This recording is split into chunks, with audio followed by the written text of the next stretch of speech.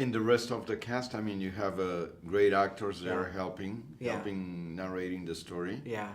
Uh, I mean, everybody I spoke to, I tried to, impart how important it was to get the essence of the character, the spirit of him, because these people weren't on screen for very long. So Wozniak, it wasn't about Woz, but it was about the spirit of Woz, the compassion of him, about his first girlfriend or his friend, or Arthur Rock.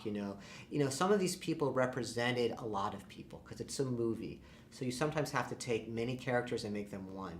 And so everybody had to have an innate understanding of who these people were. And we had a lot of discussions. It's a great cast. Excuse me. I thought you explored 20-something years of this man's life. How did you accomplish the different periods of his life? Because the sets are different. Everybody grows old, and you grow all through the story too.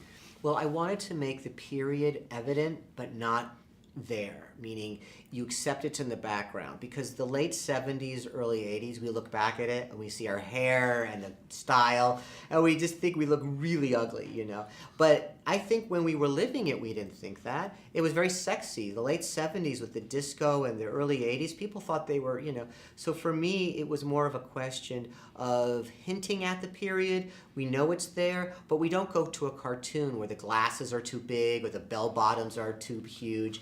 I wanted people to sense the period, but not feel like it was in the way. The music was great too. How did you work with the music supervisor? Well, the music was very important for me. Muy importante, I'll tell you that right now.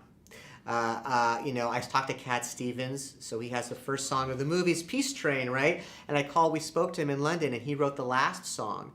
It was an original. So we start with an old Cat Stevens song, and I end with a new one. And I think that our biggest time capsule to memory is music.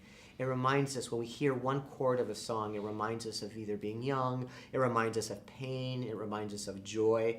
So it was incredibly important for me that we find good music. And also the composer, John Debney, created a very emotional counterpoint for the story. But, yeah. I learned a lot from the movie. I learned a lot about being who you are, defending what you really believe in.